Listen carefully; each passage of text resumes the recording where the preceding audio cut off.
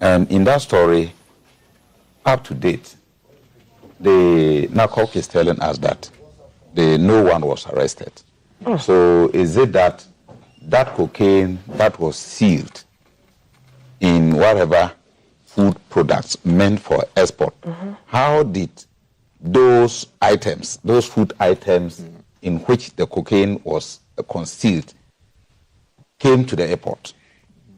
Definitely someone brought them there. Definitely someone packaged it. And so for NACOC to be telling us that they had this quantity of cocaine and no one was arrested, concealed, and so they did not find anybody behind it for them to arrest even its intended destination, they did not find who was to receive it. These are the questions, the fundamental questions that we are asking. Yes, they are doing well, but I think their praises can only be limited to them telling us that, oh, we've gotten this, and people will also be wondering whether the way they are reluctant in exposing the personalities behind some of these arrests, whether they would have even mentioned it if people are not around, or the media members of the general public and the media do not even cite some of these stories before, because the only time that Chumberima came to tell the story was when, what's the name, your report, I don't know whether that is City News or whatever channel, reported that yes, some senior manager of a food production company is behind it, and so he now comes to justify or defend that no manager of that food production company is part of that. The suspect that they currently have in their custody is not nowhere linked or related to part of management of that food production company. And so we expect that in the coming days they should give us more details about those persons that are behind those concealment or in attempt to smuggle out cocaine out of this country. And so that will do us more a favor, and Ghanaians will really believe that yes, they are indeed doing very well. Absolutely. Baba Ali, you know, when I typed in the drug bust in Ghana, lots of them, this is 2025, South African arrested for smuggling cannabis into Ghana, Ghanaian drug trafficking network dismantled, this is in 2022, by border security. They were importing almost £3 million worth of Class A drugs concealed in their luggage from Ghana to the UK. Ghana Airport Company Limited staff implicated in cocaine smuggling incident at KIA. That's in 2024, October. The president ordering the probe into the Kotoka Airport cocaine trafficking claim in April 2025. British duo arrested $6 million of cocaine seized at Ghana Airport. This is in June 2024. It goes on and on. Yeah. Yes, Ghana should not and must not be a destination for drug activities. We have to fight this ruthlessly, and I think at this stage we all know that it's not a political party thing. You cannot accuse the NPP or NDC on this. This has happened over the years, and it's something that we should fight as a nation. It's not a political party thing. And I also agree with the bits about we exposing those behind it. It's important we do that. The way we line up politicians when they have one issue of corruption, we can, Attorney General will organize a press conference, mention the person's name, mention the quantum of the amount, and all that.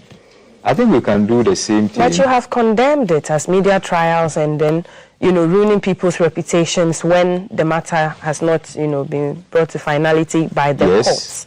Yes. So, because he pronounced judgments. If it will be an update, you will give an update to the nation, this is what is happening in the recent arrests, I think that will be fine. But a case that you just pronounce judgment. He hasn't pronounced judgment. Some of the cases, if you listen to the tone of his language and how he lands on the issues. Which of them? Is it the one to me, one or the Alhaji Mustafa Hamid? Maybe Hanan. Or Hanan and his wife and the handbags. The gifty one. Some of these, if you listen to Attorney General clearly, you could conclude that he has pronounced judgment on them. I think a victim, they should be given the fair trial. We allow the court to do its work, and if at the end of the day they are caught in one way or the other, they will face the law. Okay. But if you go ahead to pronounce judgment and it doesn't go your way, then we come back and accuse the courts of being biased. So you agree with the Honorable. Updates for you, the constituency that you are in, people call it a melting pot. Nima is at the heart of it. And well, you know, cocaine may be big, but there are other drugs, and I know that there has been a task force that the IGP has put together. I know the one in Tamale. I don't know if they are in the Nima as well, because I know that I saw some task force in the Nima areas. Drugs such as the ones imported from India, the red, the tramadols, and all of that. How worrying is this for you? It's a concern to those of us in Ayawaso East and other areas that we find this act. There is a local market. No, not a local market. Local arrangements. To see how best we can bring this issue down. The chiefs, there are youth activists who have taken up that responsibility to go to various bases and speak to these young guys. Explain to them the dangers of these drugs and see how best they can be reformed out of this drug use. It's been difficult because of the stage they have reached, but I believe something can be done. You get them to reduce the use of drugs, then more importantly, the younger ones coming up. There has been an education at the various schools within the constituency.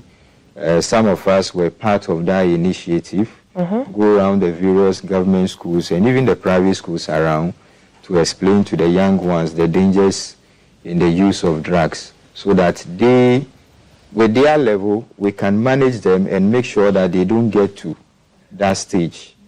But those who are in it, ours is to manage the situation for them.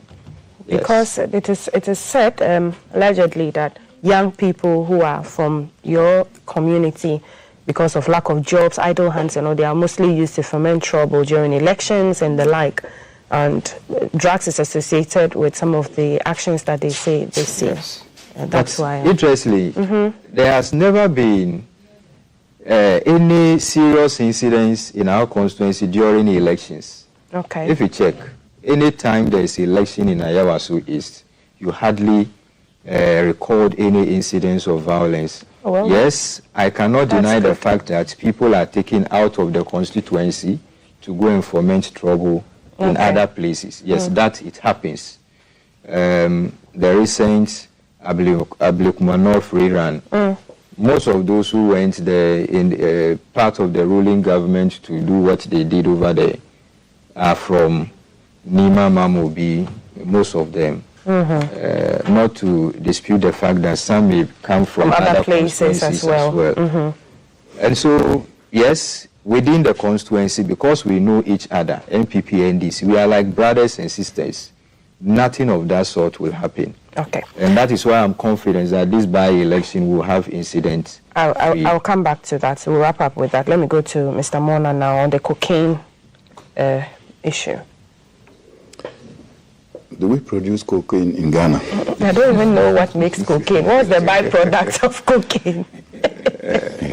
The science people will tell us. So it comes from somewhere. Because it's not likened to cassava. It doesn't come from cassava. Yeah, it doesn't come from Ghana.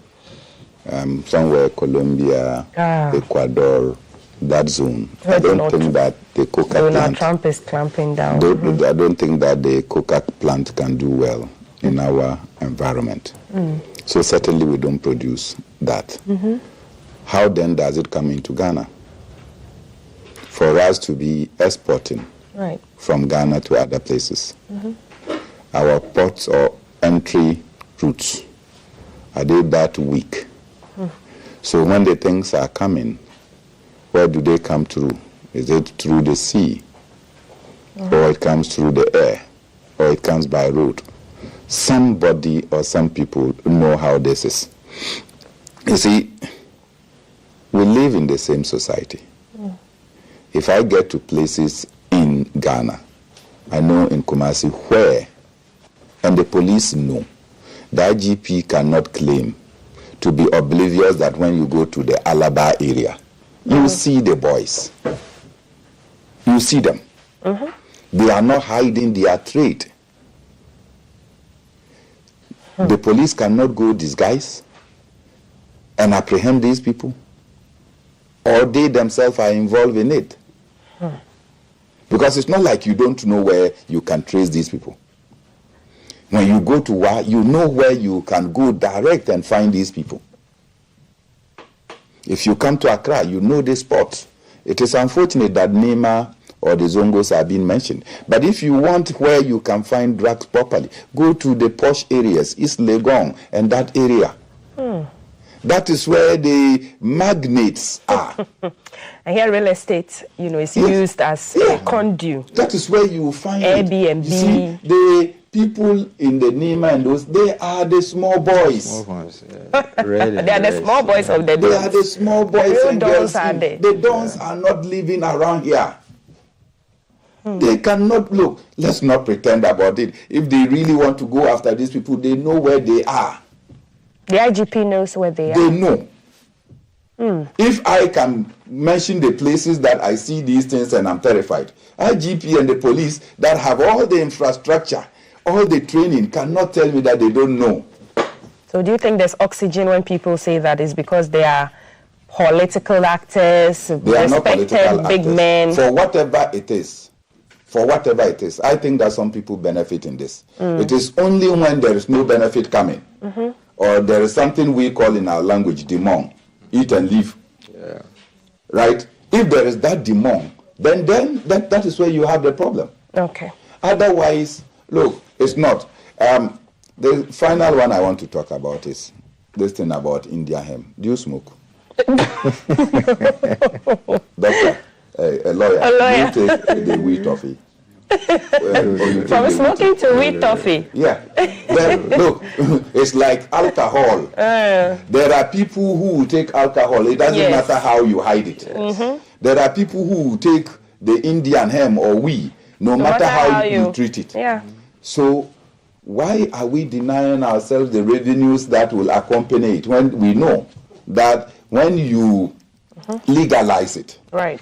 In fact, it makes it difficult for people to look. When you go to Germany, there is a certain quantity of weed you can carry along. If you go to the Netherlands, you can do it. Some part of the United States, why are we still criminalizing it? Okay, that's your. When there is revenue that we can generate from it, you think that everybody will smoke? We have yes, they've decriminalized. That moves to no, now they have not commercial. They have what they call the portion of it. Industrial. Okay. Yeah, and that one is not ones. even the one that we have here. I think that look, there are things that we have criminalized that tomorrow they will no longer become crime. Right. I want to give you a minute on the Ayawa. So we have to go, but just a minute each, and then we leave. I'll start with you, Mr. Mona. Well, the primaries of the two major political parties did not elicit confidence in our reset agenda as a nation. We rather sank low in the way we gifted materials within the primaries. And so in the end, the materials in one way or the other influenced. It did? It influenced. There is no way you can say it didn't influence. It influenced the outcome. So if I'm receiving from all the 5 aspirants, which one am I influencing? You go to the highest bidder. You take from everybody, but the one that gave you much is the one you go to. So I was particularly surprised that if the NDC came very upset about the gifts that were given, and then they wanted to say that there was bribery, there was vote buying. The question that I asked Abinushi is, if I'm not selling, will you buy? And so who are those who sold? They were the delegates. The delegates sold for the aspirants to buy. Receive. Now, you are telling me that I, the aspirant who bought, I should be disqualified. That is what the majority said in Parliament. And you are going to use the delegates who actually sold to redo the elections. Absolutely. It didn't add up. I thought that they made too much noise. That eventually ended that, look, let's just respect the outcome of the elections. And then we can him. take steps going forward to remedy situations like this. But if you want to, as we say, if you open the eyes of the cops too much, you'll find maggots. The NDC were near finding the maggots. Because if you want to do that, it means that you have to cancel the delegates list. Go and organize fresh delegates before you can now come and organize the primaries, by which time my brother would have been MP, according to the Electoral Commission timetable. Okay. Yes. I'll give you 1 minute and then Honorable will wrap up. Yes, I saw the call from the majority caucus and even the party as not a serious one, because I know it won't go anywhere, frankly speaking, I know. We saw the Greater Accra Regional Minister during the Ablekuma North rerun. She was sharing money, and when she was approached, she said, it is vote we are buying. If you have money, you can also buy. And that is bad. That is bad. So if we make such comments and in our internal context we are not able to manage issues of this nature, then it's bad for our democracy. How do you think the by-election will look like? Monitocracy will rear its ugly head again? Yes, the regional minister is still the regional minister. She will come to the constituency. Baba Jamal, having the beneficiary of vote buying, is a candidate in this election, and they will do similar thing to maintain the seat. But I can tell you, the good people of Ayawasu have gone past that stage this time. You have over 49,000 voters. If you say you want to bribe all of them, that will be a difficult thing to do. Yes, so they will prioritize development rather than the little amount of money you will give it to them. Okay. I'm sure things will change and the NPP will win the seat. With you as MPs, that's it. Okay. Honorable.